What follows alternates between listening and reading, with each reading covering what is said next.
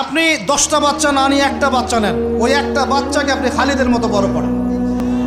একটা মেয়ে আপনি মানুষ করেন আয়েশা রাদিয়াল্লাহু আনহার মতো। একটা স্ত্রী নেন, আপনি একটা স্ত্রীকে আপনি খাদিজার মতো বানান ইনশাআল্লাহ। একটা প্রজন্ম আমাদেরকে গড়ে দেন।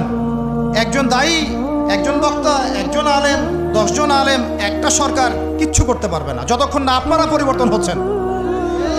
আপনাদেরকে পরিবর্তন হতে হবে। আমি এখানে জোরে গলায় কথা বলে গরম গরম বক্তব্য দিয়েও কিছু করতে পারবো না। আপনাদের সবাইকে পরিবর্তন হতে হবে, আমাদের সবাইকে পরিবর্তন হতে হবে। আজকে থেকেই 5 ওয়াক্ত নামাজি হয়ে যান, আল্লাহ তৌফিক দান করেন। কোরআন হাতে থাকবে সব সময়, যখনই সময় পাবেন কোরআন তেলাওয়াত করবেন। কোরআন আপনাকে আল্লাহর দিকে নিয়ে আসবে ইনশাআল্লাহ।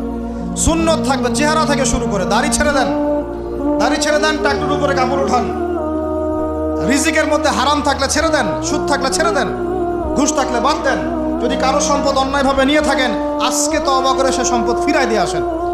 লজ্জার কিচ্ছু নাই, গিয়ে বলবেন ভাই আমি ভুল করেছিলাম, বুঝি নাই, জানি নাই, তোমার সম্পদ অন্যায়ভাবে নিয়েছে, ভাই তুমি নিয়ে নাও। আপনার মর্যাদা আল্লাহ বাড়াই দিবে ইনশাআল্লাহ। আল্লাহ আপনাকে আসমান থেকে বেহিসাব রিজিক দিবে ইনশাআল্লাহ।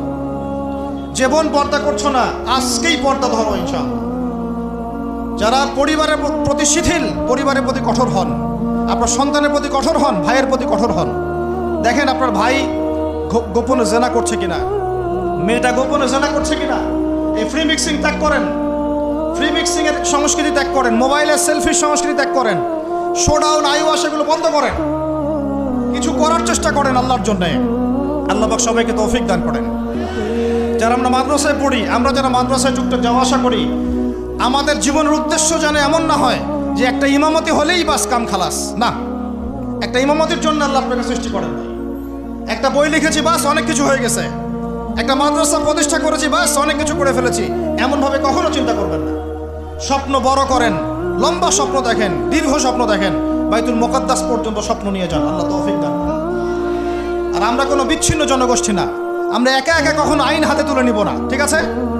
আমরা একটা পুরো জাতি করবো ইনশাআল্লাহ, ওই জাতিগতভাবে আমরা এগিয়ে যাবো ইনশাআল্লাহ। আল্লাহ পাক আমাদের প্রশাসনকে হেদায়েত দেন, সরকারকে হেদায়েত দেন, আম জনগণকে হেদায়েত দেন, মা বোনদেরকে হেদায়েত দেন, যুবক ভাইদেরকে হেদায়েত দেন। আর আমাদের এক একটা বাচ্চাকে আমরা আবু উবাইদার মতো বড় করবো ইনশাআল্লাহ, ইনশাআল্লাহু আযজা ওয়া জাল্লা।